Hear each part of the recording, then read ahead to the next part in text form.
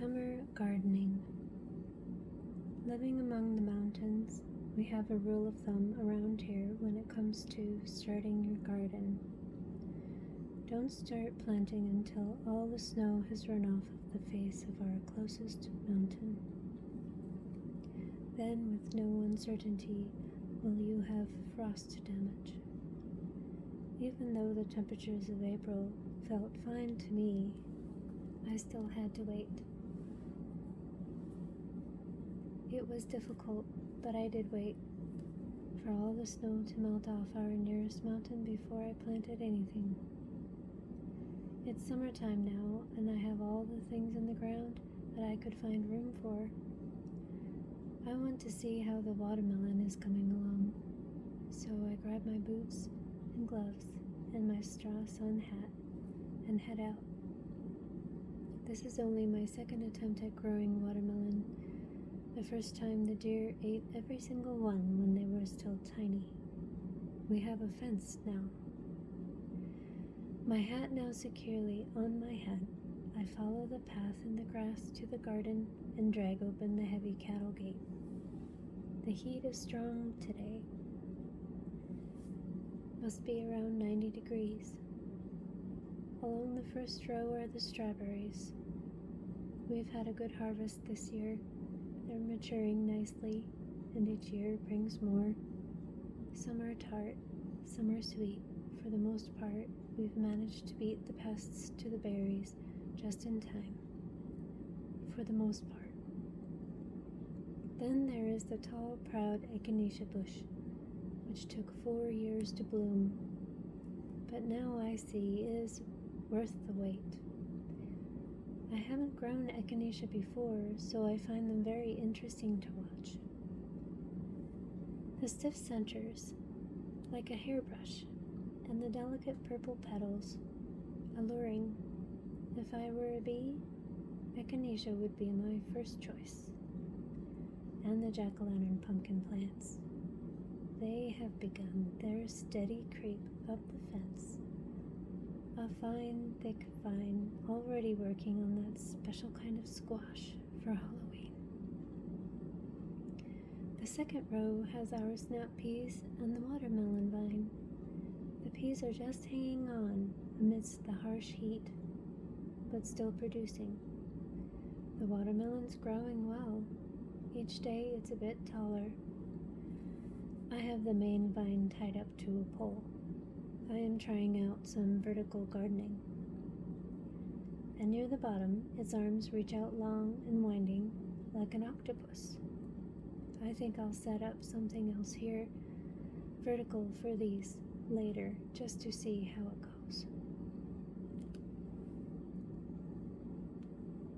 The third row of the garden has a couple giant sunflowers, acorn squash, second watermelon plant, and a purple tomato.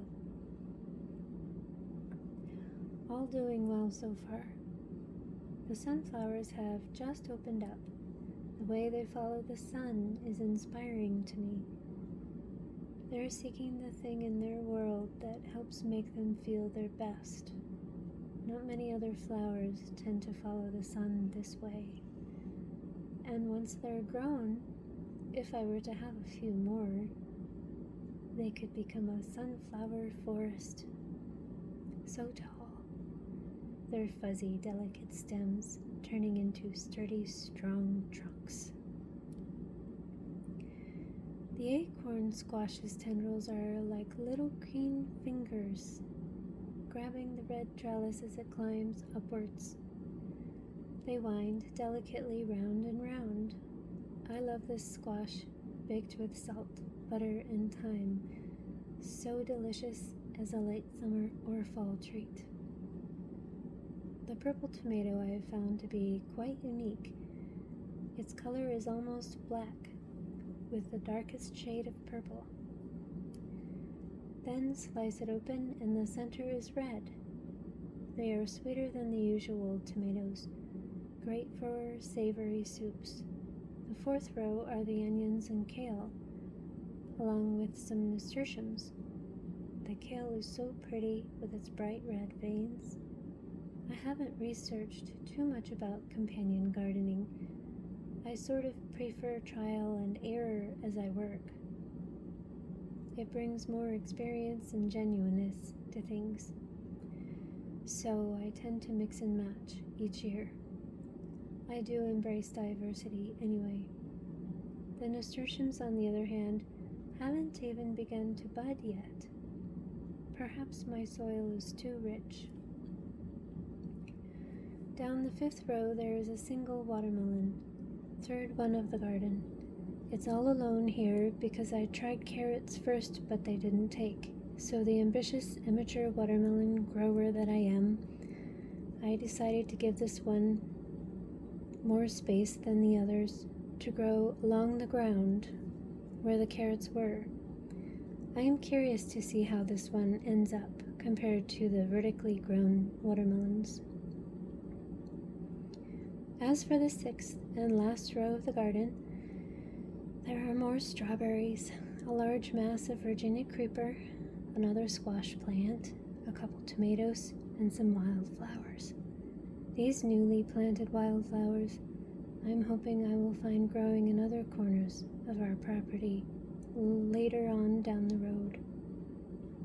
I may even help them out a little bit. I see there are a few weeds to take care of, so I kneel down as I listen to the birds chattering away. One calls out from his perch atop the fir tree. Another responds from the shed roof. Chickadee-dee-dee. As I'm pulling weeds out from the paths and from around the vegetables, I'm keeping an eye out for spiders. I'm moving on down the row slowly, pulling and tossing unwanted roots and leaves into my big red bucket. Then I see one, a fat daddy longleg, and he's headed right towards me as though he's on an important mission. So I give this guy some space. After all, he is Garden the Garden. Well done, Daddy. I feel it getting a bit cooler now. I look up. I see lazy clouds draped out just above the mountaintops. They're hanging out in front of a deep yellow sun, which paints them orange and pink. The relaxed clouds have a deep purple liner on their edges, drawn as though to outline a beautiful lipstick. Now I have reached the snap pea trellises. There are a few ready to pick. This particular snap pea is a purple magnolia snap pea. They have a dark purple shell with fat green peas inside. I pinch the stem and take a snappy bite. I close my eyes to fully enjoy its crunchy coolness. The wind chimes hung near the back door jingle gently. The breeze sways them calmly. Next, I check on the strawberries. There are, in fact, a few untouched by the earwigs, slugs, and ants. It is my favorite berry. 3 perfect little strawberries in my hand. I try one at a time. Sun-warmed strawberries grown in your own garden. It's such a simple thing, but so grand and delicious. Store-bought berries are so sad. Moving on to the next row, I pass a huge mass of hops clinging to the opposite fence. There's a rustle of wind and a stray vine reaches out and grabs my shirt with its bristly, sticky, tenderly fingers. I sigh. I am eyeing this great green giant, thinking about the job it will be to prune in the fall. The bird songs have slowed down some, almost like the kids are being sent off to bed, and one by one it's quieter and quieter. Next thing, I need to turn on the soaker hose. I will let everyone get a good long soaking as I walk around to the fruit trees. Cherry and apple. They're doing okay, perhaps a bit dry. They will be next. Out of the corner of my eye, as I'm walking to the spigot, I see something land on my left shoulder. I glance down. It's a praying mantis, big and bright green. It startled me a bit, but he's just sitting there, looking at me. He cocks his head to get a better view, almost like he's saying, "Got anything to eat?" So I walk carefully on over to the first strawberry patch. I kneel down and take a small stick and carefully transport my passenger down to a sheltered spot under some big hardy green strawberry leaves.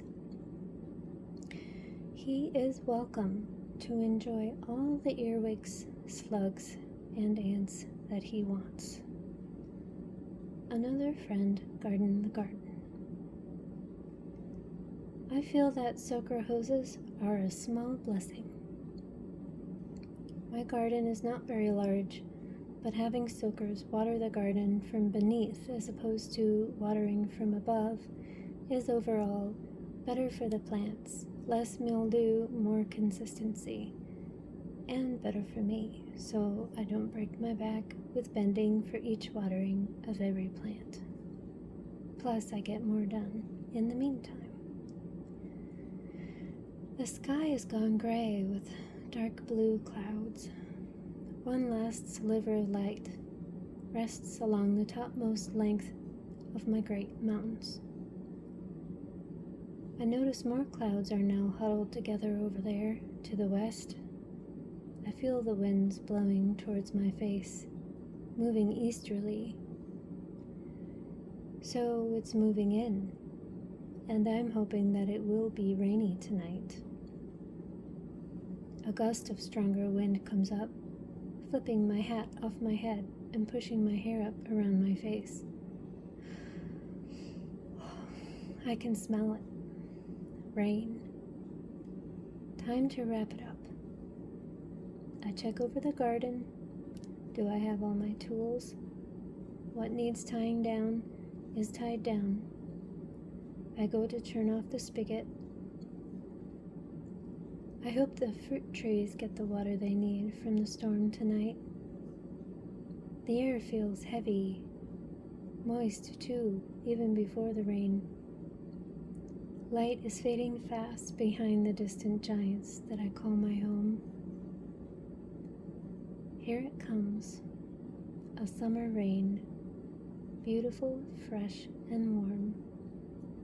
More of the joy of summer gardening.